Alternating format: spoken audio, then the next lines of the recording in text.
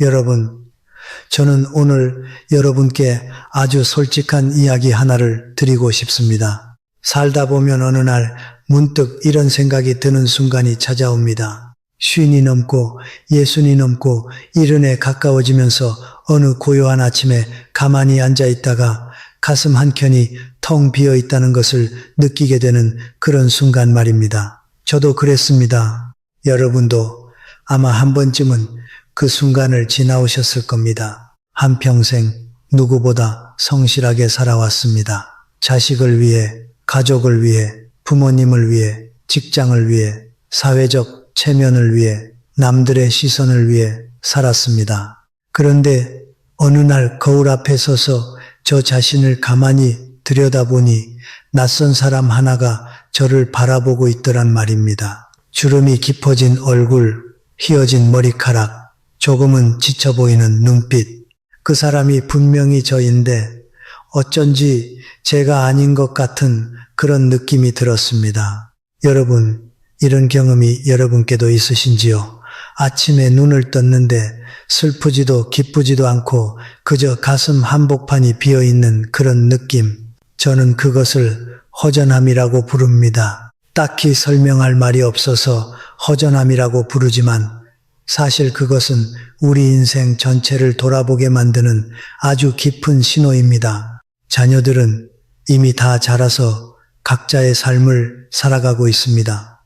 몸은 예전 같지 않고 친구들은 하나둘 떠나가거나 연락이 뜸해졌습니다. 하루에 몇 번 전화벨이 울릴까요? 일주일에 몇 번 누군가가 저를 찾을까요? 이런 현실 앞에서 우리 세대는 가장 두려운 질문 하나와 마주하게 됩니다. 제가 지금까지 살아온 삶, 그것이 정말로 제 삶이었을까? 이 질문이 입 밖으로 나오기 전에 가슴속에서 수십 번, 수백 번 맴돕니다. 그리고 대답할 수 없는 그 질문 앞에서 우리는 조용히 고개를 숙이게 됩니다. 여러분, 오늘 저는 바로 이 질문에서부터 이야기를 시작하려고 합니다. 이 이야기를 끝까지 들어주시면 아마 여러분은 다시는 예전의 자신으로 돌아갈 수 없을지도 모릅니다. 왜냐하면 진실을 한번 본 사람은 다시는 그 눈을 감을 수 없기 때문입니다. 그리고 저는 여러분이 이제는 눈을 뜨고 살아가셨으면 좋겠습니다. 남은 인생이 얼마가 되든 그것이 진짜 여러분의 것이 되기를 바라기 때문입니다. 제가 오랜 세월을 살아오면서 참 여러 사람을 만나봤습니다. 행복해 보이는 사람도 많이 봤고 불행해 보이는 사람도 많이 봤습니다. 그런데 이상하게도 재산이 많다고 행복한 것이 아니었고 자녀가 번듯하다고 행복한 것도 아니었습니다. 건강하다고 꼭 행복한 것도 아니었고 젊다고 행복한 것도 아니었습니다. 그럼 무엇이 그 차이를 만들까요?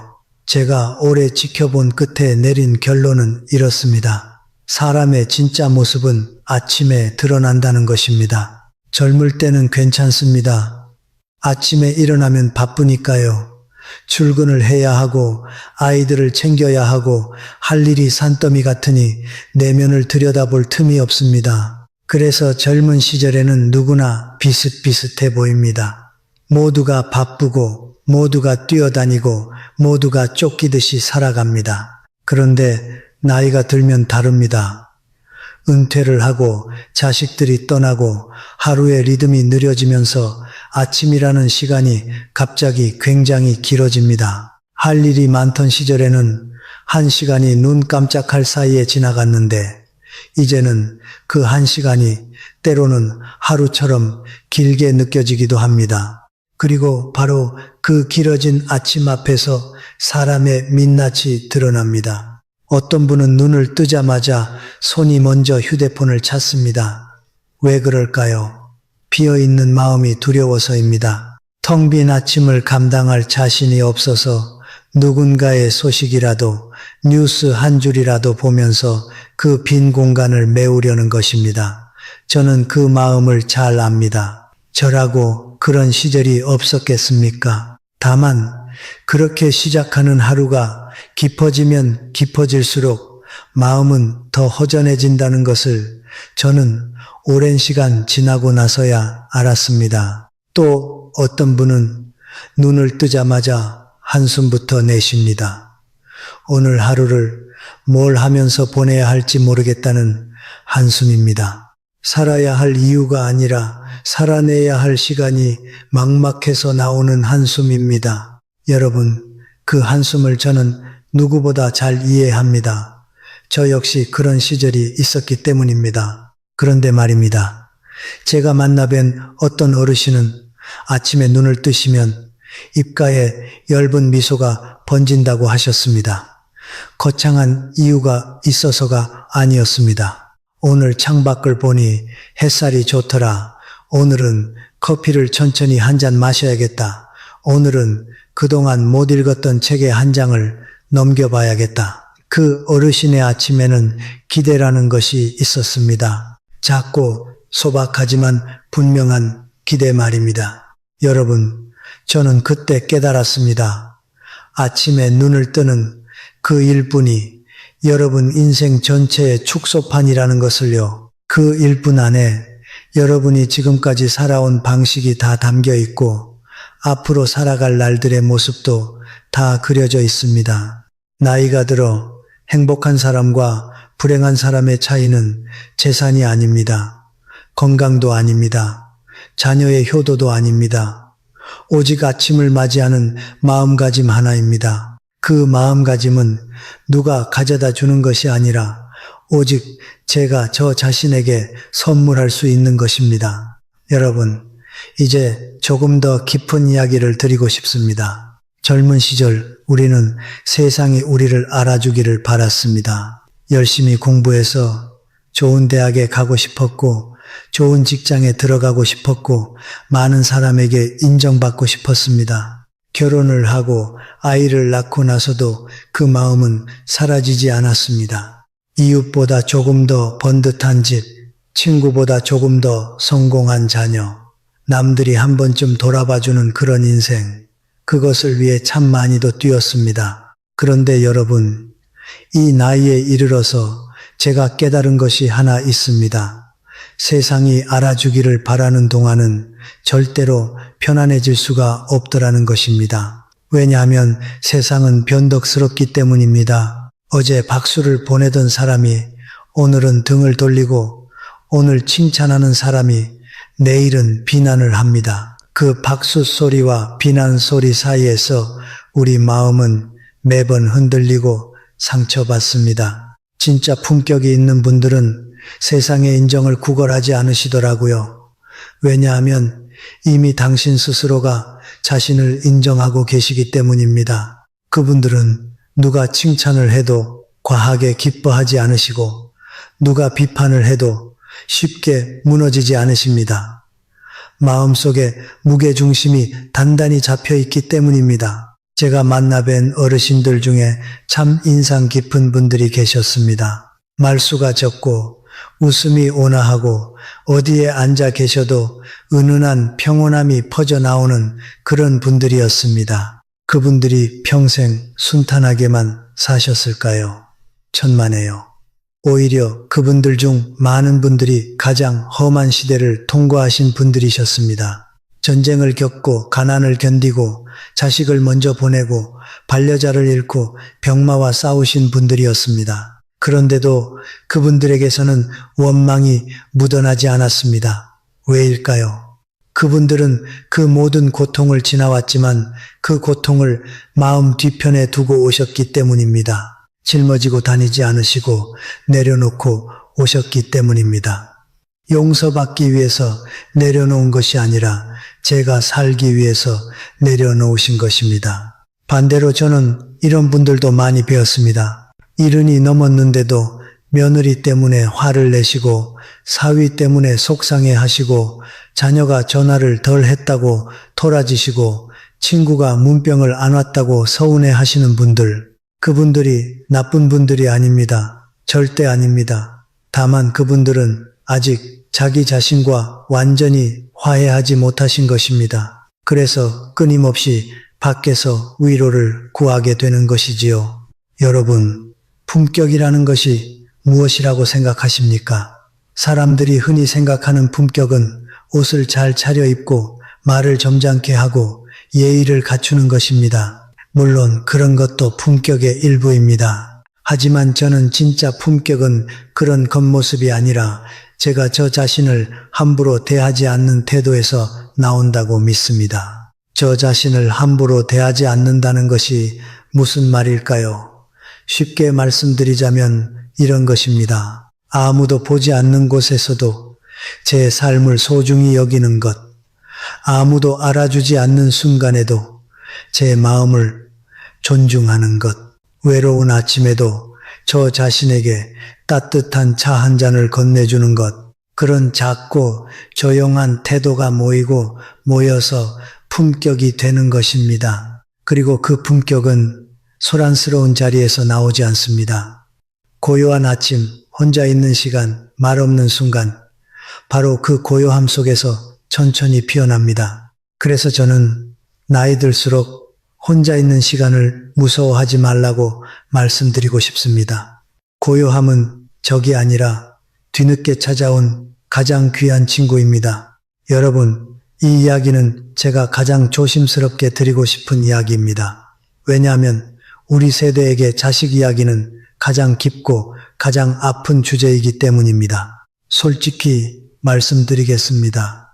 우리 세대는 자식을 위해서 사는 것을 가장 큰 미덕으로 배워왔습니다. 제가 못 먹어도 자식 입에는 들어가야 하고, 제가 못 배워도 자식은 가르쳐야 하고, 제가 힘들어도 자식 앞에서는 웃어야 한다고 배웠습니다. 그 마음이 잘못되었다고 저는 결코 말씀드리지 않겠습니다. 그 마음이 있었기에 이 나라가 여기까지 온 것이고 우리 자녀들이 지금 이만큼 살게 된 것입니다. 그런데 여러분, 저는 오랜 세월 많은 부모와 자식의 관계를 지켜보면서 한 가지 아픈 진실을 알게 되었습니다. 그것은 바로 너무 꽉 괭수록 자식은 멀어진다는 것입니다. 사랑은 물과 같은 면이 있는 것 같습니다.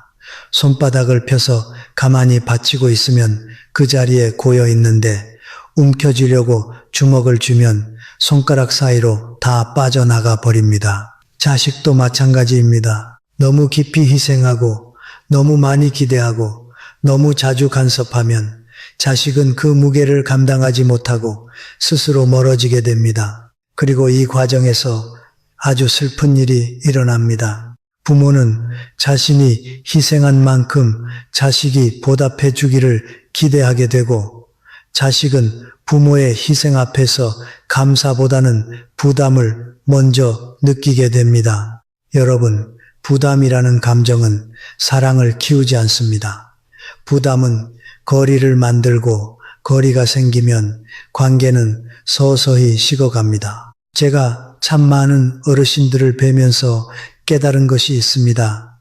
나이 들어서 자녀와의 관계가 좋은 분들은 자녀에게 많은 것을 해주신 분들이 아니었습니다. 오히려 자녀 앞에서 행복하게 사신 분들이었습니다. 이 말이 무슨 뜻인지 잠시만 생각해 보셨으면 합니다. 자식에게 물려준 재산이 많아서 자식에게 해준 것이 많아서 관계가 좋은 것이 아닙니다. 부모 스스로 자기 인생을 즐겁게 살고 계시니까 자식이 마음 편히 자기 삶을 살 수 있게 되는 것입니다. 왜 그럴까요? 자식 입장에서 생각해 보시면 이해가 됩니다. 부모님이 매일 외롭다고 하시고 매일 아프다고 하시고 매일 자식 생각에 눈물을 흘리신다고 하면 자식 마음이 어떻겠습니까? 그 자식은 자기 삶을 살면서도 늘 죄책감을 안고 살게 됩니다. 그리고 죄책감은 사랑으로 발전하지 않습니다. 죄책감은 사람을 도망가게 만듭니다. 반대로 부모님이 당신의 하루를 기쁘게 사시고 취미도 있으시고 친구도 만나시고 작은 일에 웃으시는 모습을 보여주시면 자식 마음은 어떻겠습니까? 그 자식은 죄책감 없이 자기 삶을 살 수 있게 되고 부모님께도 편안한 마음으로 더 자주 연락하게 됩니다. 이것이 사람 마음의 이치입니다. 여러분, 그러니까 자식을 위해서라도 이제는 여러분 자신의 행복을 돌보셔야 합니다. 자식을 놓아주는 것이 곧 자식을 사랑하는 가장 높은 방식입니다. 자식이 전화하기를 기다리며 종일 마음 졸이는 것보다 오늘 제가 무엇을 하며 즐겁게 하루를 보낼지 스스로 궁리하는 쪽이 훨씬 더 품격 있는 부모의 모습입니다. 부모가 먼저 행복해야 자식이 죄책감 없이 살 수 있습니다. 이것이 제가 오랜 인생에서 배운 가장 큰 사랑의 모습입니다. 사랑은 매달리는 것이 아니라 먼저 환하게 빛나는 것임을 이제는 알겠습니다. 여러분, 여기서 잠깐 저와 함께 멈춰 주셨으면 합니다. 제가 여러분께 단 한 가지만 여쭤보고 싶은 것이 있습니다. 어려운 질문은 아닙니다. 그런데 막상 답을 떠올리려고 하면 의외로 쉽지 않을 수 있는 질문입니다. 여러분께서는 마지막으로 저 자신만을 위해서 무언가를 해보신 것이 언제였습니까? 가족을 위해서가 아니고, 자식을 위해서가 아니고, 남편이나 아내를 위해서도 아니고, 손주를 위해서도 아니고, 오직 저 자신만을 위해서 보낸 시간이 언제였습니까? 하루가 아니어도 괜찮습니다. 1시간이 아니어도 괜찮습니다. 단 10분, 아니 단 5분이라도 좋습니다. 오로지 저 자신만을 위해서 사용한 시간이 최근에 있으셨는지요? 잠시만 눈을 감고 천천히 생각해 보시기 바랍니다. 만약에 잘 떠오르지 않으신다면, 아니 한참을 생각해도 도무지 기억이 나지 않으신다면, 여러분, 그것이 바로 오늘 이 이야기를 만나게 되신 이유입니다. 여러분은 지금까지 참 잘 살아오셨습니다. 누구보다 성실하게, 누구보다 책임감 있게 살아오셨습니다. 그런데 이제 한 번쯤은 아주 조금이라도 여러분 자신을 위한 시간을 허락해 주셨으면 좋겠습니다. 그것이 이기적인 일이 아니라는 것을 오늘 저는 여러분께 분명히 말씀드리고 싶습니다. 여러분, 많은 분들이 행복에 대해서 오해하고 계십니다.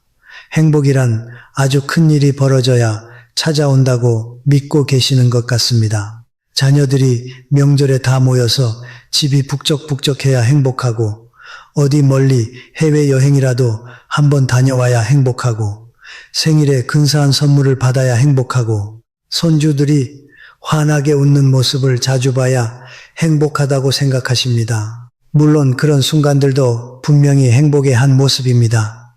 그것을 부정할 수는 없습니다.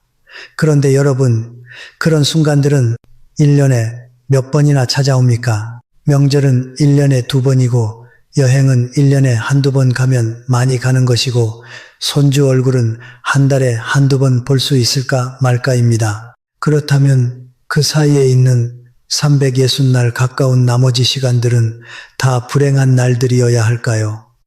그건 너무 슬픈 셈법이 아닙니까? 제가 오랜 세월 지켜보면서 알게 된 것이 있습니다.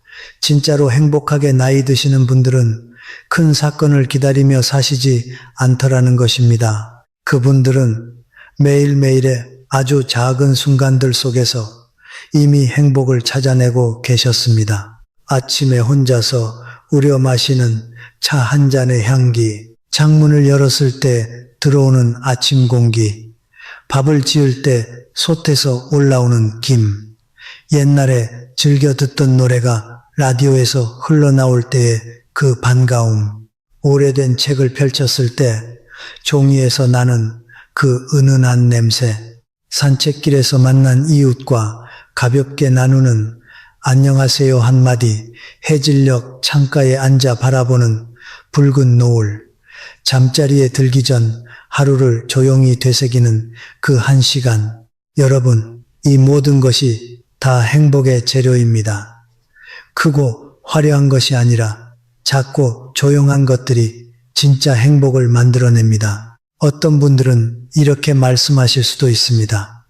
그건 그저 자기 위안 아니냐고, 큰 행복을 못 누리니까 작은 것으로 때우는 것 아니냐고. 저는 그 말씀에 고개를 저어드리고 싶습니다. 작은 행복을 발견하는 능력은 자기 위안이 아닙니다. 그것은 삶의 품격입니다. 욕심에 덫에서 빠져나온 사람만이 누릴 수 있는 아주 고급스러운 경지입니다. 젊을 때 우리는 늘 더 큰 것을 원했습니다. 더 좋은 집, 더 좋은 차, 더 좋은 자리, 더 많은 돈. 그 욕망의 기차에 올라타면 멈출 수가 없습니다. 아무리 큰 것을 얻어도 그보다 더 큰 것이 보이기 때문입니다. 그래서 젊은 시절은 늘 피곤했고, 늘 부족했고, 늘 다음을 바라보고 있어야 했습니다. 그런데 나이가 들면서 몸이 조금씩 느려지면서 세상이 조금씩 조용해지면서 제 눈에 비로소 작은 것들이 보이기 시작했습니다. 예전에는 보이지 않던 것들이 보이기 시작했습니다. 새벽에 지저귀는 참새 소리, 바람에 흔들리는 나뭇잎의 반짝임, 길가에 핀 이름 모를 들꽃, 이런 것들이 어느 날 갑자기 너무나 아름답게 보이기 시작한 것입니다. 저는 그때 이런 생각을 했습니다. 행복은 멀리 있었던 것이 아니었구나. 행복은 늘 제 곁에 있었는데 제가 너무 크고 화려한 것만 바라보느라 발밑에 피어있던 작은 꽃들을 밟고 지나쳐 왔던 것이구나. 여러분, 오늘부터 아주 작은 결심 하나를 해보시면 어떨까요? 거창할 필요 없습니다. 아침에 일어나시면 오늘 하루 제가 기뻐할 일 한 가지만 정해보는 것입니다. 오늘은 창가에 앉아서 차를 마셔야지. 오늘은 옛날 사진첩을 한번 넘겨봐야지. 오늘은 좋아하는 국수를 한 그릇 만들어 먹어야지. 이렇게 작은 약속을 저 자신에게 해주시는 겁니다. 그 작은 약속을 지키는 순간 여러분의 하루는 더 이상 견뎌내야 할 시간이 아니라 살아갈 맛이 나는 시간이 됩니다. 그리고 그 하루하루가 쌓이면 그것이 여러분의 노년이 됩니다. 노년의 품격은 바로 이 작은 결심들 속에서 조용히 자라납니다. 여러분, 이제 마지막 이야기를 드리려고 합니다. 제가 오늘 드리는 모든 이야기 중에 가장 중요한 이야기일지도 모르겠습니다.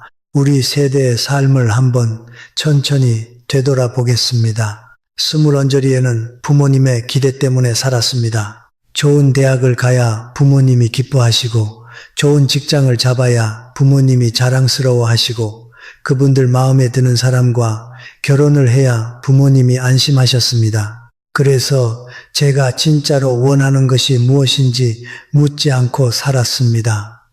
물을 겨를이 없었기 때문입니다. 30과 40에는 가족 때문에 살았습니다. 아이들 학원비를 벌어야 했고, 집 대출금을 갚아야 했고, 양가 부모님 살피며 체면을 지켜야 했습니다. 주말에도 쉴 틈이 없었고, 휴가를 가도 마음 한구석은 늘 일에 붙들려 있었습니다. 저 자신이 무엇을 좋아하는지, 저 자신이 어떨 때 행복한지 생각할 겨를이 없었습니다.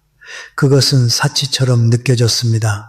쉰에는 사회적 체면과 남들의 시선 때문에 살았습니다.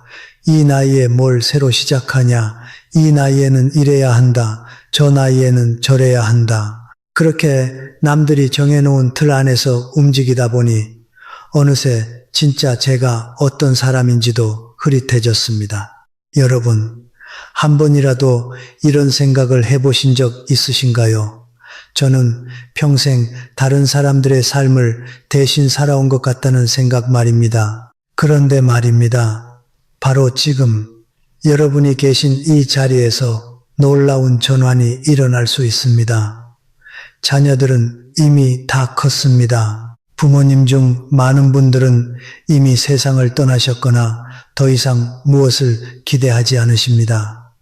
사회도 이제는 여러분께 특별히 무엇을 요구하지 않습니다. 남편이나 아내, 친구, 이웃도 마찬가지입니다. 여러분을 평가하려는 눈빛들이 하나둘 사라지고 있습니다. 이것을 쓸쓸하다고 느끼시는 분이 많습니다. 저도 그 마음을 압니다. 아무도 나를 필요로 하지 않는 것 같고, 아무도 나를 주목하지 않는 것 같고, 세상이 나를 잊어가는 것 같은 그 느낌. 쓸쓸하지 않다면 거짓말이겠지요. 그런데 여러분, 시선을 조금만 바꾸어 보시면 다르게 보입니다. 평생 처음으로 저는 이제 누구의 기대에도 매이지 않아도 되는 자리에 서게 된 것입니다. 평생 처음으로 저는 제가 진짜로 원하는 것을 물어볼 수 있게 된 것입니다. 평생 처음으로 저는 저로 살아도 되는 허락을 받은 것입니다. 저는 이것이 노년이 우리에게 주는 가장 큰 선물이라고 생각합니다. 사람들은 노년을 잃어가는 시기라고만 생각합니다. 체력을 잃고 역할을 잃고 친구를 잃고 젊음을 잃는 시기라고요. 물론 잃는 것이 많은 것은 사실입니다. 그러나 동시에 얻는 것이 있습니다. 그동안 한 번도 가져보지 못한 자유, 진짜 저로 살아갈 자유 말입니다. 이 선물을 알아보지 못하시는 분들은 이렇게 말씀하십니다. 이 나이에 뭘 해? 이제 다 늦었어. 남은 시간도 얼마 없는데. 그런데 선물을 알아보시는 분들은 전혀 다른 말씀을 하십니다. 드디어 내 차례가 왔구나. 여러분, 이 말 한마디를 오늘 꼭 기억해 주셨으면 좋겠습니다. 드디어 내 차례가 왔구나. 이 한마디가 여러분의 노년을 완전히 다른 색깔로 물들일 수 있습니다. 누구는 그러시겠지요. 내 차례가 왔다는 것이 무엇을 하라는 말이냐? 거창한 것을 하라는 것이 아닙니다. 아주 사소한 것부터 시작하시면 됩니다. 평생 해보고 싶었지만 못 해봤던 일을 떠올려 보십시오. 그림을 그려보고 싶었다면 색연필 한 통을 사세요. 글을 써보고 싶었다면 공책 한 권을 펴세요. 어릴 적 가보고 싶었던 고향 마을이 있다면 가벼운 마음으로 한번 다녀오세요. 평생 읽고 싶었지만 바빠서 못 읽었던 책이 있다면 오늘 첫 페이지를 펼치세요. 거창한 계획을 세우지 마십시오. 큰 목표를 정하지 마십시오. 그저 오늘 이 아침에 제가 진짜로 하고 싶은 일이 무엇인지 저 자신에게 물어보시고 그 작은 한 가지를 해보시는 것, 그것이면 충분합니다. 제가 이 말씀을 드리는 이유가 있습니다. 진짜 나이 드는 것이 무엇이라고 생각하십니까?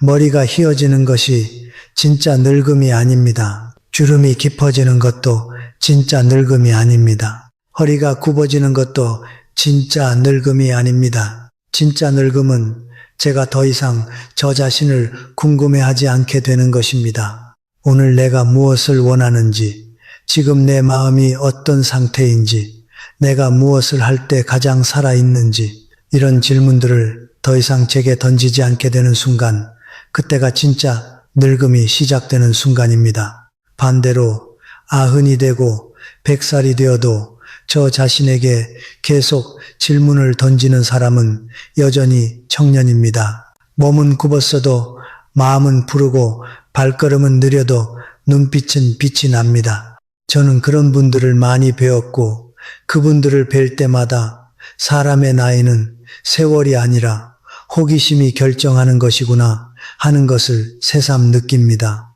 여러분, 이제 오늘의 이야기를 조용히 마무리하려고 합니다. 제가 오늘 드린 이야기들은 사실 특별히 새로운 내용이 아닙니다.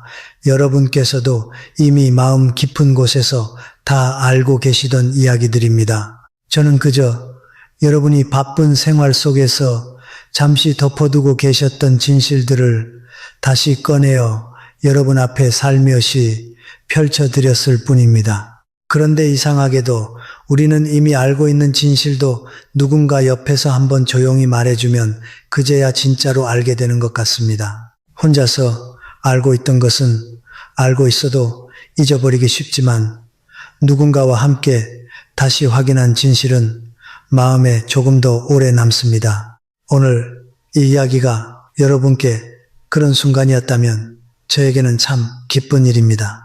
여러분, 이 이야기를 끝까지 들어주신 이 순간부터 저는 여러분이 다시는 예전의 자신으로는 돌아갈 수 없을 것이라고 믿습니다. 왜냐하면 한번 진실을 본 눈은 다시 감기지 않기 때문입니다. 물론 내일 아침이면 다시 익숙한 하루가 시작될 것입니다.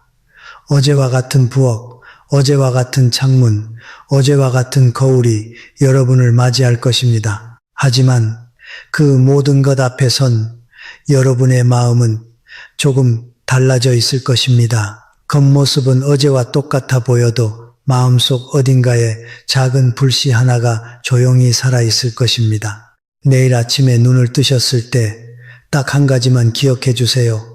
오늘 하루 나는 나 자신을 위해서 무엇을 할 것인가? 단 하나만 정해도 좋습니다. 아주 작아도 좋습니다. 다른 사람들 눈에는 보이지 않아도 좋습니다. 저 자신을 위해서 선택한 그 한 가지가 오늘 하루를 어제와 완전히 다른 하루로 만들어 줄 것입니다. 그리고 그 하루들이 쌓이고 쌓여서 여러분의 남은 인생 전체를 바꾸게 될 것입니다.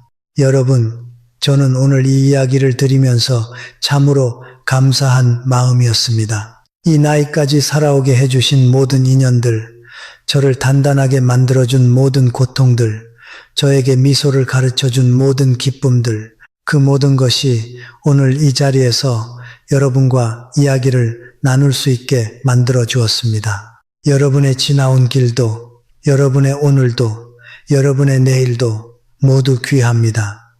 어느 한순간도 헛된 시간은 없었습니다. 지나온 모든 눈물이 여러분의 오늘을 더 깊게 만들었고, 지나온 모든 웃음이 여러분의 남은 날들을 더 따뜻하게 물들일 것입니다. 부디 저 자신을 너무 오래 기다리게 하지 말아주세요. 여러분 안에는 아직 꺼내지 못한 이야기, 아직 만나지 못한 저 자신, 아직 피어나지 못한 작은 꽃이 분명히 있습니다. 그것을 알아보고 꺼내주는 일은 오직 여러분만이 하실 수 있는 일입니다. 오늘 저의 이야기가 여러분의 마음 어딘가에 조용히 머물러 주었다면 잠시 시간을 내어 아래 댓글에 여러분의 지금 마음을 한 줄 남겨주시기를 부탁드립니다. 오늘 아침 여러분의 가슴을 지나간 감정, 오늘 이 이야기를 들으며 떠오른 얼굴 또는 오늘부터 시작하고 싶은 작은 결심 무엇이든 좋습니다. 저는 여러분의 이야기가 진심으로 궁금합니다. 그리고 혹시 오늘 이 이야기가 여러분의 하루에 조금이나마 따뜻한 온기를 건네드렸다면 구독을 눌러주시고 다음 이야기도 함께 해주시기를 조심스럽게 권해드리고 싶습니다. 앞으로도 여러분과 이렇게 조용히 마주 앉아 인생의 깊은 이야기들을 함께 나누고 싶은 마음입니다. 오늘 하루도 여러분의 삶이 조용히 그러나 깊이 빛나시기를 진심으로 바랍니다. 긴 이야기를 끝까지 들어주셔서 정말로 감사합니다.